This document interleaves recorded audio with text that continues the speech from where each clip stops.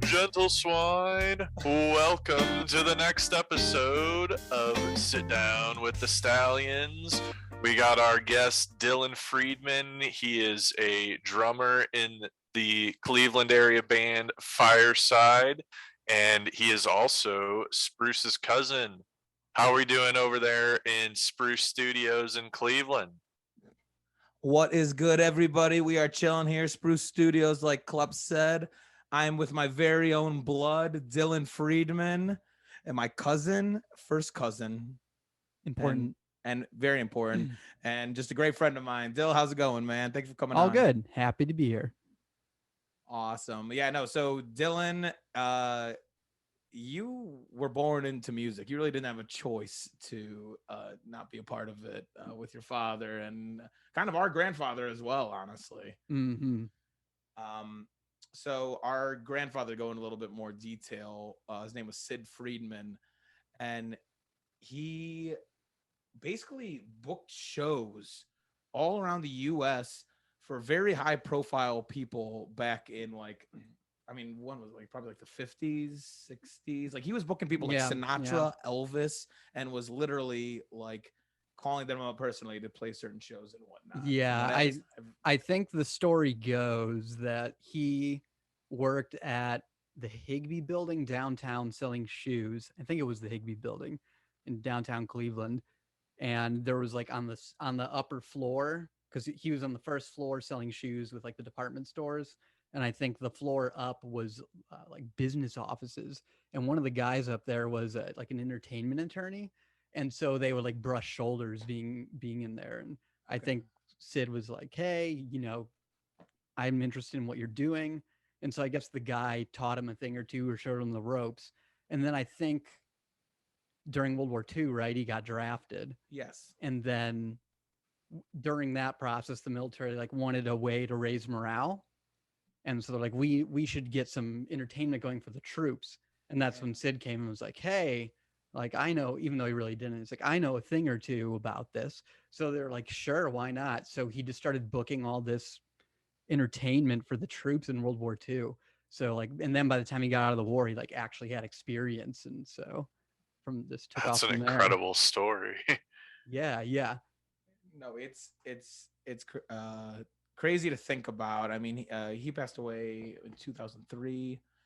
So we were very young. But yeah, the stories that we definitely hear of Papa and just the power that he had, like after that, like being drafted and whatnot coming out, and then boom, from there, he, like I said, Sinatra, Elvis, high profile names. And so yeah, it was in our family way back when, but then your dad as well. Yeah. I mean, it's probably, it's fair to say it's a family of entertainers, like at least on my, that side of the family. Like everyone did something basically. Like our grandma and all of her siblings were like dancers and musicians, and that's how they made their money.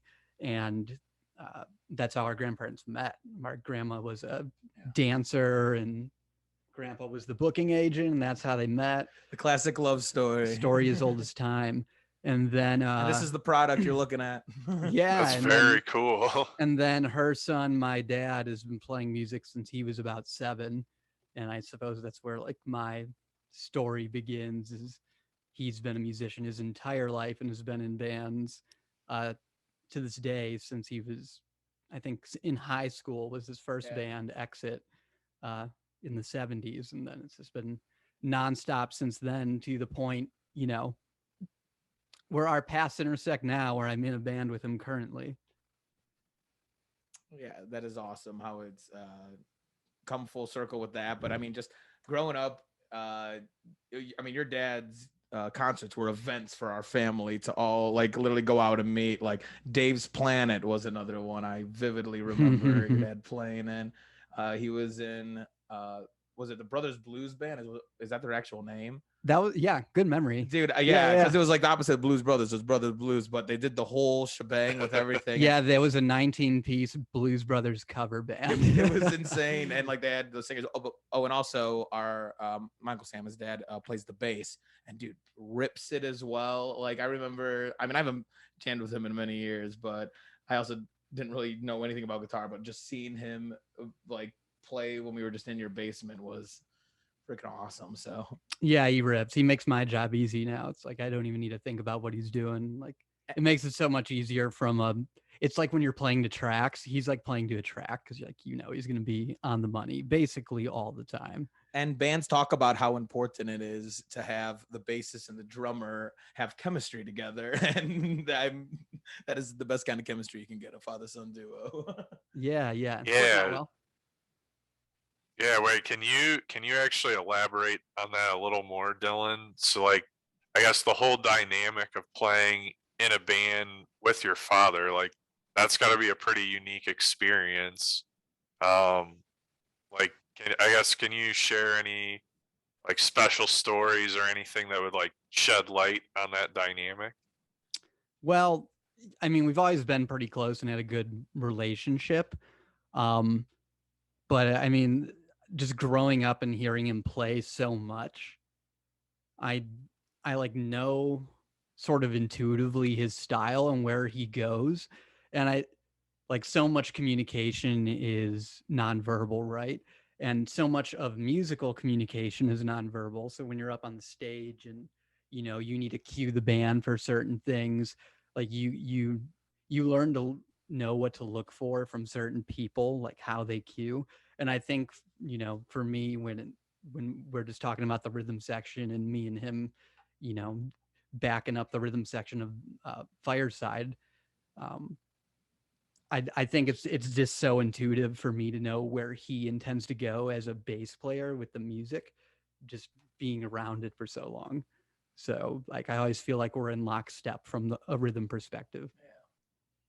Very cool. Yeah, no, it's always awesome like being able to share a hobby or a passion like that with your father. Like I'm lucky enough that my father and I share a lot of the same interests, and I can only imagine how cool that is to just be playing on stage with your father regularly. Yeah, it's pretty cool, but I will say it feels so normal to me that it's never. I do appreciate it, of course, but I'm never wowed, I guess, just because it's been part of my life for as long as I've known it. So That definitely makes sense. So when did you start drumming? I started in 2012. It would have been October 2012. So 10 years this year. Dang, Yeah. I was guessing honestly like about a decade, because Yeah. we would always do a shout out to Kay Friedman, our grandma. Again, we would do Grandma Mondays, but Dylan, you'd have to skedaddle sometimes to make it to your drum practices. I vividly remember. Yeah. I took lessons with Jim Wall, who's a local guy from around here in the Brothers Blues Band, and he's still with them, and he's just a great technical drummer. He's awesome. So took lessons from him, and he could be pretty hard sometimes, but in a good way, right? So really helped me get my chops up. And it's been a while since I have seen him. I had to stop for school, but yeah, but he got me this far. So And I'm sure the experience just playing out has only just exceeded your not just confidence, but also your playing, obviously, as well. Like, yeah, and I think it is a cover band, so it's not originals, but you just get the reps in, and that's the biggest thing. You can play the tracks all you want, and I played for 2 tracks for forever. yeah, It's like until I joined the Dangos, which was yes. 7 years into playing or whatever it was. I'd only played the tracks up to that point, or maybe the occasional jam. But playing live is just a different beast. You can practice for 20 years, but if you never play live, you're like not gonna. It's a different thing. So just to get the reps in is great, and you get to do with a cover band, you just get to do so much more volume. And I think on top of that, it's a great way to learn. So like there's so many, when I'm thinking about making music now or doing original stuff, I'm, thinking about the pieces or parts that I've taken with me from the songs I've learned over the years that, have stood with me. That's majority how songs are created. At Yeah, this point. definitely. Like, so many of my songs are just like, I learned this chord from this song. Let's take it here. Yeah, or just getting influenced by different stuff. or there was a song called Play that Dave Grohl wrote. It's like a 24-minute song where he tracked all the he wrote and tracked it alone. It's really awesome. But I was learning that at one point, and he like had a bunch of really cool triplets in there. So I learned that, and then I ended up needing it later in this cover band for like a couple different songs. I'm like, oh great, I'm glad I studied that song, because now I have that particular triplet down, and I need it here. And it's, Definitely. yeah, literally seeing repeat patterns. It's really big, honestly, in music. And to continue, you mentioned inspirations. What are your 3 inspirations is what I would ask. And then I also want you don't have to give me a specific number, but I mean, you were telling me you were just learning the Tool song, which is like fucking insane on drums. Like, what are the hardest? Danny Carey. They played here Sunday. They did? It's currently Yes. Wednesday, so like 4 days ago. Wow. Yes. Yeah, Oh my yeah. gosh, I didn't get to go, but that would have been awesome. Dude, he's an insane drummer. But yeah, so like inspiration to like pick up the drums, and then go into some hard songs as well, because you've been teeing off on a couple that I know, like, I mean, you just mentioned that Play song, 24 minutes. Yeah, well, I don't have that all the way down, like pieces and parts. Basically like an EP. So I don't know if it was always destined in terms of like what inspired me to become a drummer, but one of my earliest memories is my dad, around when I was born, was in a band called the Buzz Band, which was him and a guitar player singer named Ed Sarley and their drummer Tommy Varga. They call him TV. And one of my earliest memories, I'm pretty sure I was like 4 or 5, was them playing up on Kelly's Island and me like going there, and they played a show and I like sat behind the drum kit the entire time. Like crisscross applesauce. I was just like hanging out with the drummer, and like he was talking to me between their songs and stuff. And so that's like one of my first memories that I can remember in life, is like sitting behind this guys. They I want to be here. Yeah. As the Buzz Band played up on the islands. But then, just being around my dad, even though I didn't play till I was like 19 or 18. Like I still had, heard so much different music, and I still was going to shows with him all the time and seeing him play. Dude, do you remember going to Kiss together at the Quicken Loans Arena? Do you remember the name of the tour? It was the Black Ice Tour. 35 and Still Live. Oh, it's still live. Dude. Wait, no, Black Ice. What am I talking about? That's AC/DC. That was what am I talking about? Well, I saw them in like the same year, and I like didn't appreciate for seeing those 2 bands. But we saw Kiss up in like the nosebleeds and like Quicken Loans Arena. And their opener was Buck Cherry. Yes, and I remember I'm sorry. Oh wow. Crazy bitch. Yeah. Dang, they put on a good show. This is a great name for a tour. And they're still going, I think. Both those bands are on tour this summer. Yeah. It's crazy. But to get back to your question, so I'm like, beyond being around music my whole life, like for whatever reason, even before I became a drummer, like if I was listening to something, it would always be the air drum, wasn't the air guitar. So I don't know if that meant anything, but ultimately I just got to a point where I was ready to play. And so went to my dad and said I wanted to play. I said, hey, do you know anyone who gives lessons? And he connected me with Jim Wall, and the rest is history. Very nice. Yeah. Well, that's good inspiration right there, sitting behind the drum kit, honestly. Like, you really need to see it that close and live. In terms of like current players, one is Taylor Hawkins of the Foo Fighters. He's such a beast. He's unbelievable, and I had a chance to see them at the House of Blues. Dude, you went to that show. I went to that show. Oh, the Rock and Roll Hall of Fame show. Yes. It got released like 2 days before. And so I went to the last show they played before being inducted into the Rock Hall, and I got to see them. Yeah, House of Blues. It's like a 1,200 seat venue, and they normally sell out like Wembley over in London and stuff like that. So, to see them in that venue was crazy. And man, just to hear, specifically Taylor as a drummer, doing those songs, because you hear him on the radio so much, how they go, but you can like tell where he's amplified and like changed and added in nuance to those songs over the years.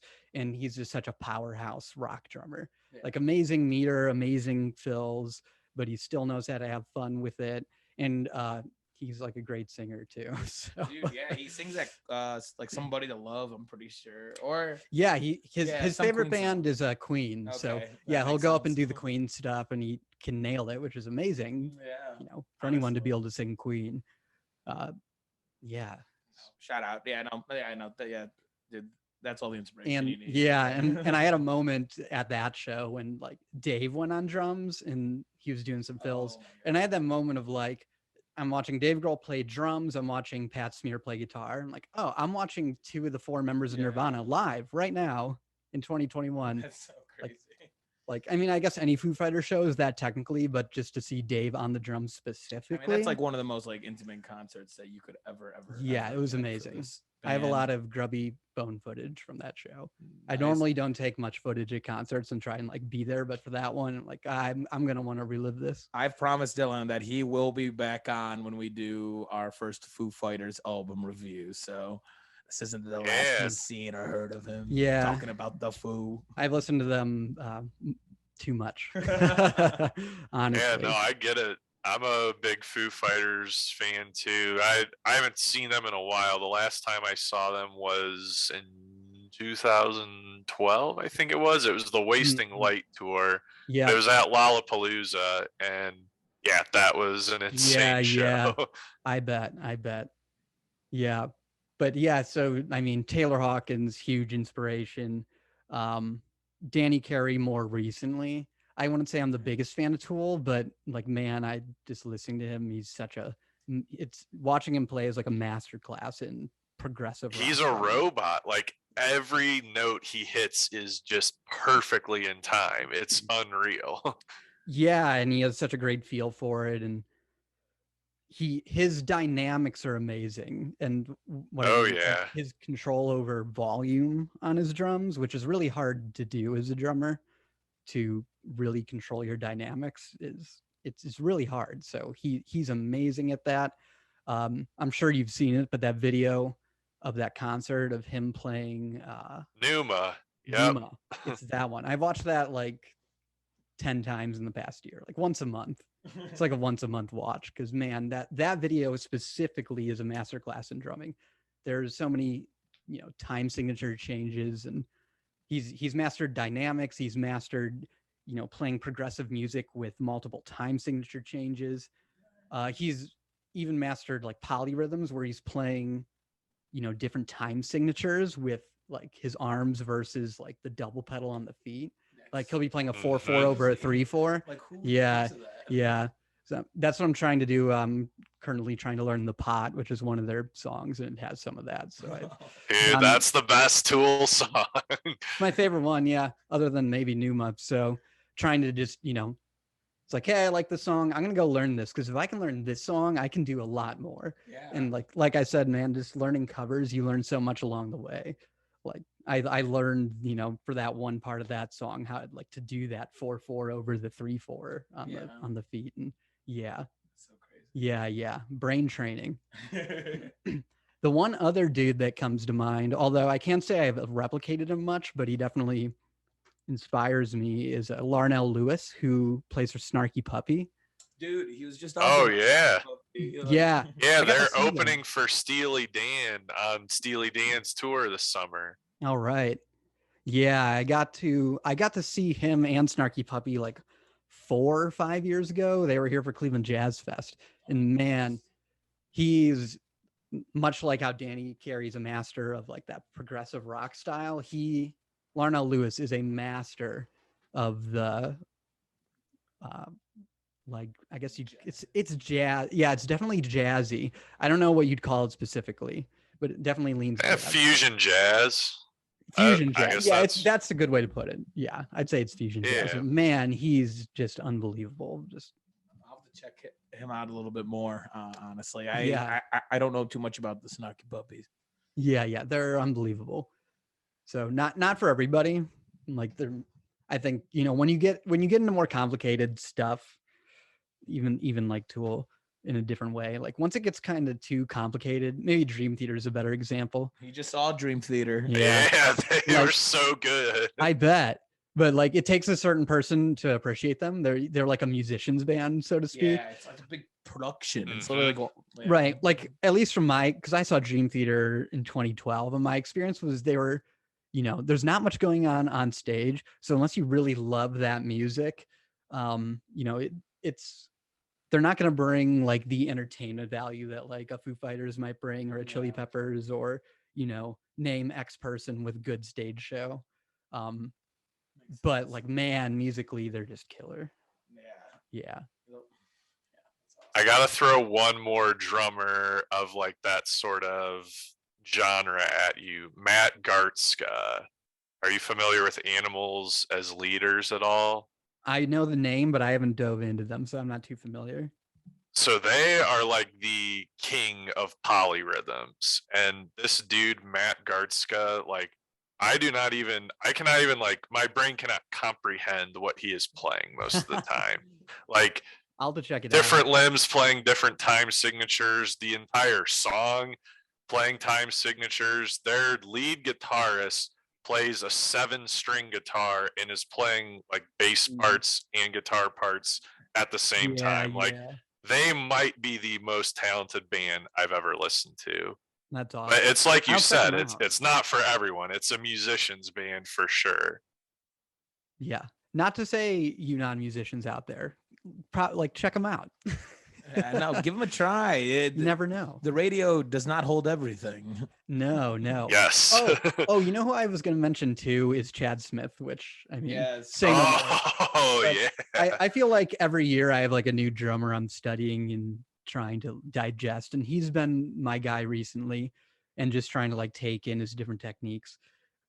One simplicity of it as well with that funk. It's taking simplicity but adding nuance to it, which is probably sounds stupid on his face, but that's really what he's doing.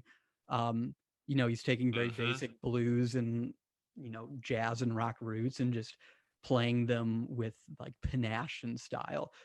He's another one. His dynamics are amazing. It's like ghost noting so important for drumming, and he has such clean, crisp ghost notes, which I think is when you're talking about jumping from like a intermediate to a great drummer, or maybe like beginner to intermediate, like getting clean, crisp ghost notes, that's a huge thing, I think. And the other thing he did, which I didn't realize, I would always listen to their tracks or listen to them playing live, and it's like, man, his kit sounds so crisp. And I didn't realize that. So you have like a rim shot on a drum, right? Where you hit the snare, but you also connect with the rim at the same time. And it makes like it's a much louder, sharper, high-end sound. And he apparently plays all of his like 2 and 4 backbeats as rim shots. Wow. Interesting. Yeah, is what I heard him say on the video I was watching. So, and who knows, maybe he doesn't do it all the time, but if that's the case, it makes a lot of sense to me, because I've always just been impressed by like the quality and sharpness of his sound. Yeah, he is very clean. I saw them live too. I want to say it was the year after I saw Foo Fighters. But yeah, one thing I noticed about his kit too, his bass drum is massive. I want to say it's like 26 inches. It's huge. Yeah, it might be like a 24 or something like that. Yeah, it's either a 24 or 26, but it like it just looks abnormally large, and like it's like, how are the rack toms even fitting up there? Yeah, I haven't looked at his kit specs, but I'll have to check it out. Well, hell yeah, I appreciate you going into some detail about all of that. That was awesome.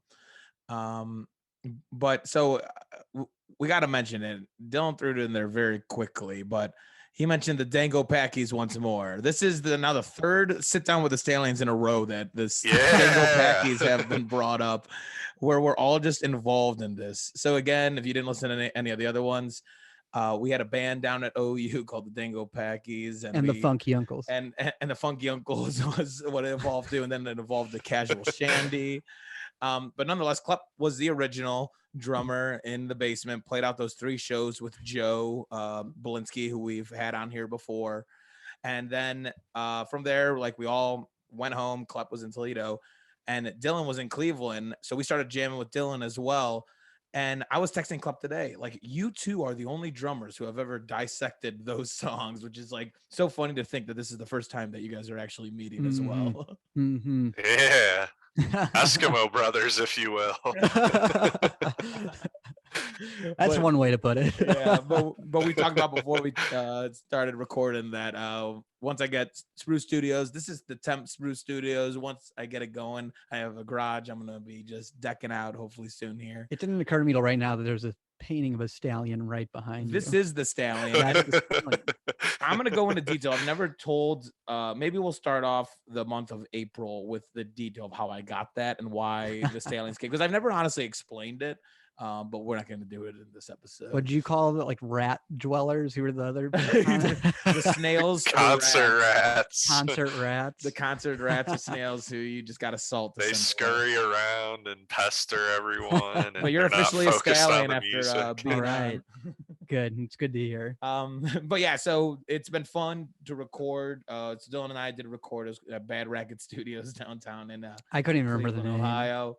It's a nice studio, definitely, but we were young, naive, and didn't really know. But it was a good experience to be in a professional studio and kind of go about that for a couple days. Get the reps. Yeah, get our reps and just go through that into just the essence of creating. But I'm doing my album as well coming up here. I know I've mentioned it, but Dylan is actually going to be the drummer on that. So definitely stay tuned for that, because we're about to break these down here in the next couple of weeks and get this going. Yeah, looking forward to it. Yeah, just yeah. The essence of creating is like, I don't know, the most, like, I love doing that with music. And so you've also dove into guitar lessons recently. Is that correct? Yeah. I recently, like over the past 2 to 3 years, really, it's been very casual, and I would not even go so far as to say I'm like good enough to play at a jam or anything. It takes a couple years, man. Yeah, no, it definitely does. And unlike when I was learning the drums, I'm an adult with responsibility now, and it's so much harder to get the time to really digest it. But yeah. No, but I mean, do you see yourself? Because a big part of it, like, it's hard to write songs as a drummer. I'm sure you have like ideas and like certain beats and whatnot. But are you excited or plan to at all, like, hopefully venture into the melody realm of that? I would love to do that eventually. I definitely get ideas every now and then that are just haphazardly recorded on like the notes in my phone. Yeah.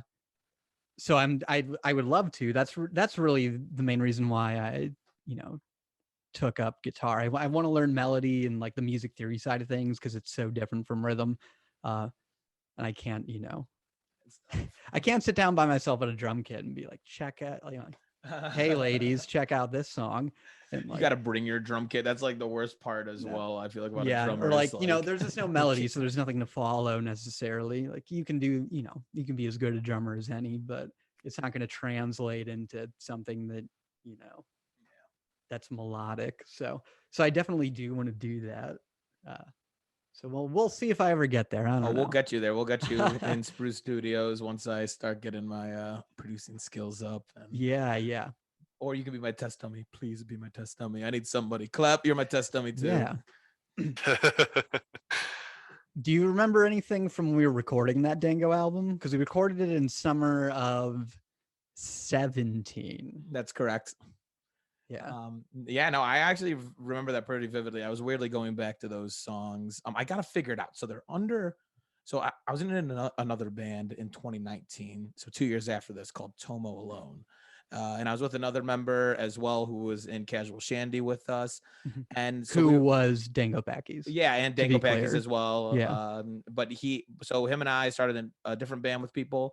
And we were like, well, we have all of this. Might as well just like change the name so like it shows like if people look us up. And now I regret it to the max, because I've tried to change it back to Casual Shandy and it's telling me the name's taken. And now I haven't tried it in a couple months, honestly, because I was getting very frustrated, being like, yes, I took the name and then I changed it. It was me.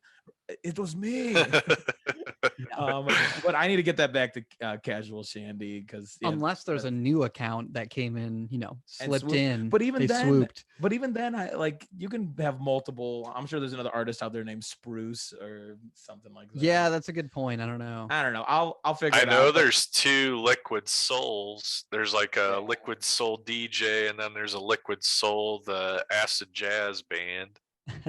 Spotify, if you're listening to this, it's me. it's us. But, We're here. No, I'll get it. So the album that we're referring to is under Tome Alone. It's called Pleasantly Distracted. But I'm gonna get it back to Casual Shandy. We'll have an announcement once. Yeah, the naming was kind of a mess. It was Dango Packy, then Dango Packy and the Funky Uncles. Then we released the album under Casual Shandy. And then we released the album, and then we never played again, never promoted it. Like that's why it was like, yeah, the album was the last thing we did. We never played a show. We never played a show after, and then we all moved. You were going into law school and stuff. And it was just life happened. I know. So hopefully I need this album out of my own so I can actually play it out. You know what? The other memory I had from recording that was, and shout out to Joe Belinsky on this, is I remember at that point, he was in our band and played with us really up till pretty 2 months, 3 months before we cut the album. So we had Matt Stroh, a different guy, kind of taking his place, but we wanted to record with Joe. And Joe was at OU at the time. We were up in Cleveland. It's like a 3.5 hour drive or something. But I remember he came in for the day, for one day of the tracking. We did 4 days maybe. And he came in for the second last or last day. And I just remember he came in and we tracked a couple things. And then it was 2 p.m., 2:30. And we still hadn't tracked his guitar on Sexuality yet. And he's like, guys, I have to be at work in Athens in 3 hours. So it's like I have time for one take. So we let him go and he did one take and he ripped it. And if you go listen to that song, the lead guitar, there's really 2 lead guitars in that song. There's a melodic guitar that we'll play in the back. Yeah, but the lead guitar that's soloing over everything is that one single take he did, and then he left. And dude, I have a video. I'll never forget looking through the glass as well. All 3 of us just being jaw dropped because I remember that moment vividly. There's a part in the song Sexuality, the middle part, where it just sounds like you are in I always imagine just a tornado or a whirlpool. It's just wow, wow, and then it spits you right out. And I know that's exactly. thanks to Joe for sure. Yeah, dude. Which part you're talking about? Yeah. Dang, that sparked memory. That stands out to me, and how hot it was in there. There was no circulation. It was 90 outside. It was 105 inside. We also wanted to get pictures, I remember, and for some reason went up to this attic. And shout out to Ashton Dever. She took some pictures for us, but we climbed these ladders, and it was we're all sweating. I remember it was above an elevator shaft or something. Yeah, it was in some old warehouse. I remember there was the studio was. There was a pulley of an elevator there. Do you know what I'm talking about? Oh, in the photo. We'll post the photo on our Instagram of us in the elevator shaft. Yeah. Yes, but no, man, those are good memories. And like I said, it it was just good to be able to always have that, and to always be able to look back and think of those memories. Yeah, and, think about playing, and even with you, Klep, as well, man.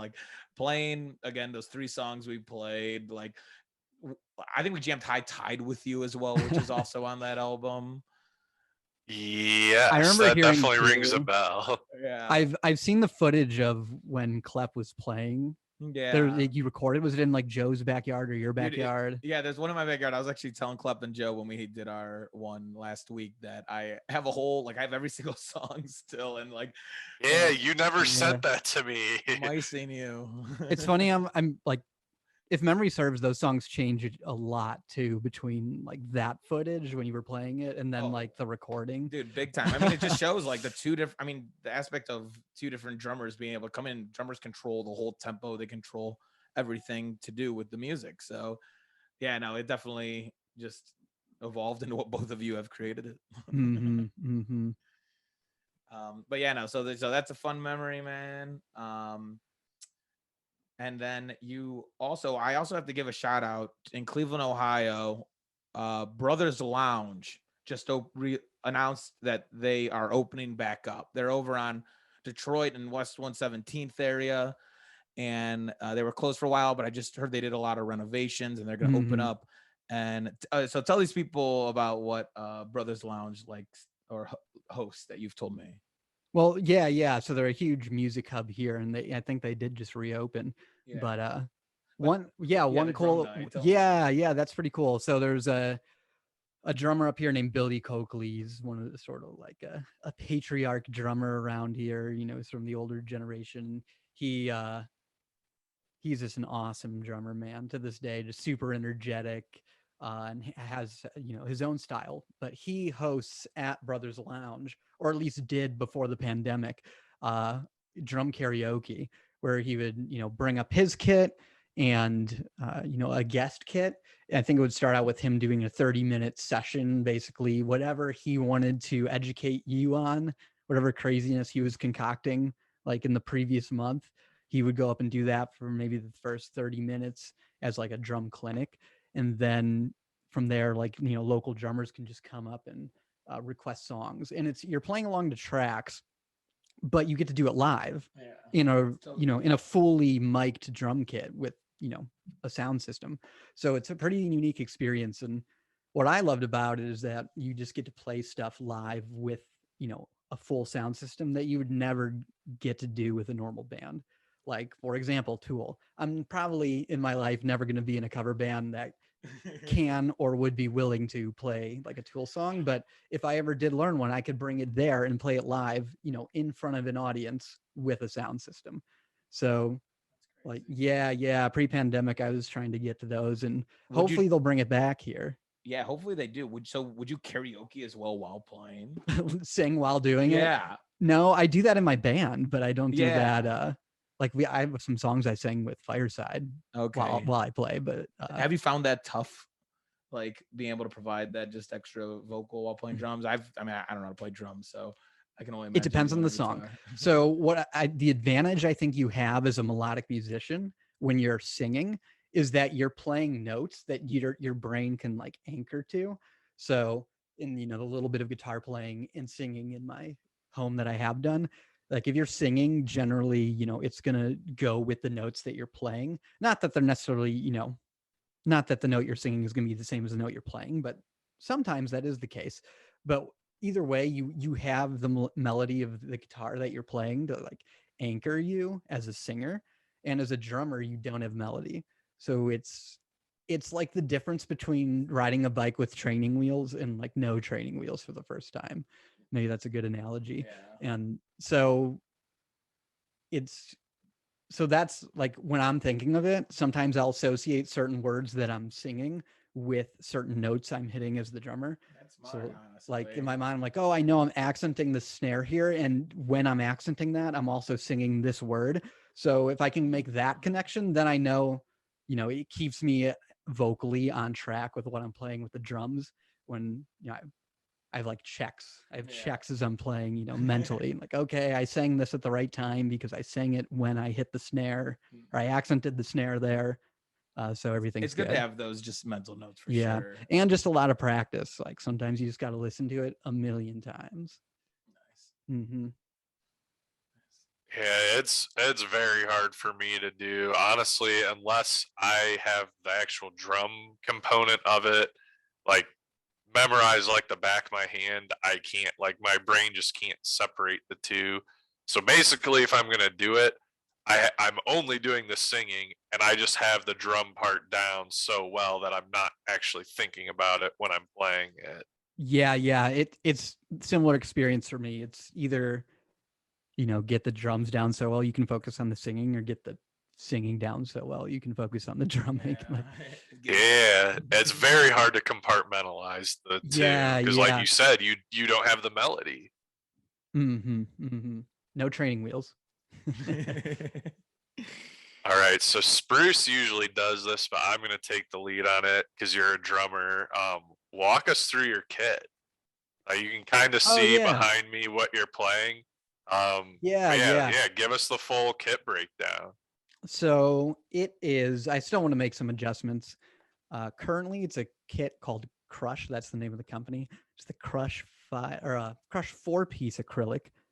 So it's a plastic kit, acrylic, see-through. Um, I went to NAM back in 2011, which was like a music. Like you're saying like Vietnam. I came back from back Nam. in Nam. I came Back in home with a Nam. drum kit. Yeah, they have great wood out there. So it's a music convention, NAMM. It's like National Association of Musical something. I'm forgetting the acronym right now. Shame on me. But whatever the case, I think 2 times a year, they do one in Anaheim and one in Nashville. So I went to the Nashville show, and it's a floor show for the industry, right? So they have all this tech stuff. And my dad was out there with a company at this time, like 2011. So I got out there and was just exploring the showroom floor and like found these guys presenting. And right around that time, I was like about to go get my first kit, or finally ready to look into getting one. And so I saw this and like got to try it on the floor over at NAM, and it was awesome. So I went ahead and grabbed it, and it's done me well since. So that's the kit itself. Floor pedal is Tama Speed Cobras. That's normally what I use, but lately I've been using this really old Tama from my dad's kit from like the 70s, which it's nothing Groovy. special, but as any drummer would know, like it's so much about feel with the floor pedal, and I just love the feel of this thing. So it's just this old Tama. I don't know why, I've just really liked it. So I've been rocking that lately.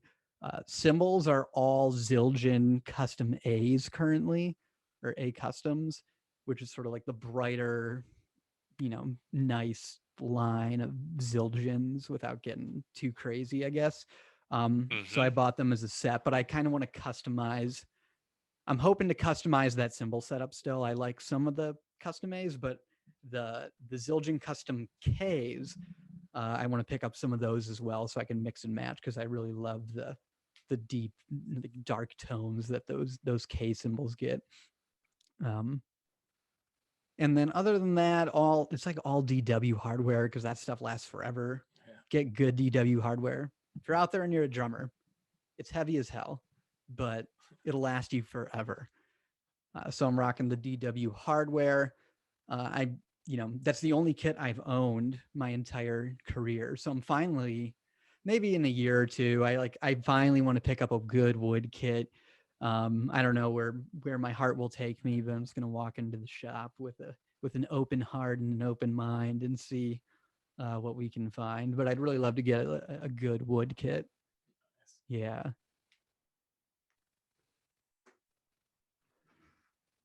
Dope. No, yeah, man, you've had that kit. Like, so did you get that kit like right when you started drumming? Not right away. I think maybe like 2 years in, something like that. Up till that point, I was still using my dad's old beater kit. Yeah. It's yeah, no, you're due. You're due. 8 years. Yeah. No, it's a good kit. It's a good acrylic kit. It's just I'd love to have the option between, like, take out the acrylic, which has its own sound, or take out, a good wood kit, which has its own sound. And then, depending on the type of wood you're using too, that will change it, Definitely. So something to look forward to. That's the curse of a musician. Like, you'll never make money in this hobby ever. At least unless you really make it, because man, it's just an endless cycle of like all the gear you want or need. Like, I always have a wish list that's 2 miles long. Dude, it's hard. Especially with drums. Yeah. Those are expensive. You can drop 5 figures on a kit easy. Oh yeah, you definitely can. That's why it's taken me this long to get that one up and running, and I still want to get some bells and whistles.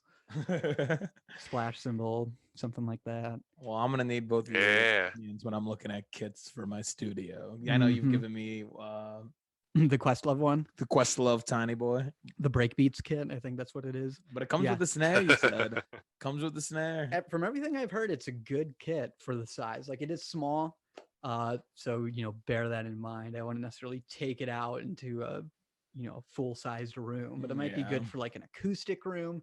Obviously good for a room like this.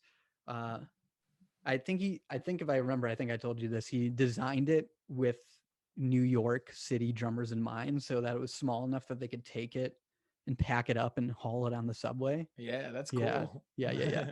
Shout out to Questlove. Questlove, Dude. great drummer. Yeah, I was about to say. Mhm. I always get taken back whenever I think of him. There's this video of him, Alicia Keys, and John Mayer on YouTube. Ooh. Dude, they do a combination of Gravity and If I Ain't Got You by Alicia Keys. It's so good. Yeah, Very cool. And He's then like Questlove playing drums. Yeah. he's like a master of like the drunk. I think it's called like the drunk foot technique. I think I don't know if that's an official name or not, but that's how I've heard it. So he's like tapping it or No, like he like pushes, and well, it's not pushing, it's dragging. He like plays everything on meter, but his foot drags behind the meter by like a fraction of a second. yeah. But he does it so consistently, and it creates like a great pull for the style of drumming he does. Like great for funk drumming, great for like old funk drumming, not like fusion drumming that you kind of think of now when you think of funk, like old school slow funk drumming. Dope. Yeah, it's awesome. Dope. Well, yeah, like we've talked about. So FireSide is gonna be playing out. Do you guys have any gigs coming up? We have a lot of gigs. I would have to check the calendar, but we are currently playing this year at the Sly Fox in North Olmsted every second Saturday of each month. I think there's a couple exceptions for that in the summer because got some like private gigs and stuff like that. But yeah, we have that. We definitely have some stuff coming up in May. There's a place called The Basement that we're playing in July or June. I think it's July. Is that in Columbus? No, different basement. That's the only basement I don't know. Go to FireSide CLE at Facebook. You'll find all the bookings. Yeah, and we'll be posting as well on our stuff. They'd probably be upset at me that I don't know any other dates right now, but it's all right. It's what are we? Yeah, we're not even in April. We got time. Yeah. But dope. Yeah, we'll definitely check you out there. Yeah, like I said, we'll be on my album. I'm very excited to start working on that with you. Yeah, I'm looking forward to that. The next exciting original project. Yes, and then hopefully many more to come between all of us. And yeah, I'm just excited. I love just creating with other people. Hey, you got to do it for you first. No one listens to it. It's like it's the process that's I do it, and this may sound selfish, but my music, at least for now, is just for me. Like it's just for me to be able to look back on. We did a Billie Eilish album review a couple days ago. Was that just for you too? And that was literally, yes, I did choose that, but there's a song on there, Everybody Dies, and everybody does die, so I got to leave something behind, and that's my music. Yeah, there you go. That's awesome. Dope. Cleb, fellow drummer, you got anything over in the Holland? Nothing specific. Yeah, just once you know those dates, let us know, and we'll try to make it out to a show. Yeah, definitely. Yeah, I'll text JJ and. Yeah, no, I have to make it out. I have yet to see you guys, honestly, since the pandemic let us all loose. So I definitely got to make to that Sly Fox. I swoop like that bar as well. Yeah, we'll definitely swoop. I'll get Club up here as well, and we'll. Cool, good stuff. That'd be fun. Yes, it's dude, it will be fun, and I'm just excited again for the summer, and we'll. Like I said, Dill will be here for our Foo Fighters review. We'll honestly just have you on in and out for different segments as well. Is it going to be Wasting Light? We'll do Wasting Light because you did tell me that's your favorite album, and honestly, one I really don't know too much off of. So recorded in Dave Grohl's garage. And guess what? We won't even do it in a series. We'll just do it. We'll just drop it randomly one day and surprise all of you Stallions out there. So yeah, look out for that. There we go. Well, thanks for having me on. It was fun. Yeah, and I know we talked about it before. We'll have you back on in like the fall. We'll be excited to catch up, and like I said, you'll be in and out. But cool. Yeah. Besides that, if you've listened to us still, we like to neigh at the end of our podcast because we're a bunch of Stallions standing tall. But let's do a little sign out. My name is Spruce. Dylan. What? Oh, oops, I came in early. Restart. Oh my gosh. Clap. Oh my gosh. Clap, you start us off. All right, I'm Clap. I'm Spruce, I'm Dylan. and this has been another episode of Vinyl Stallions. Stallions.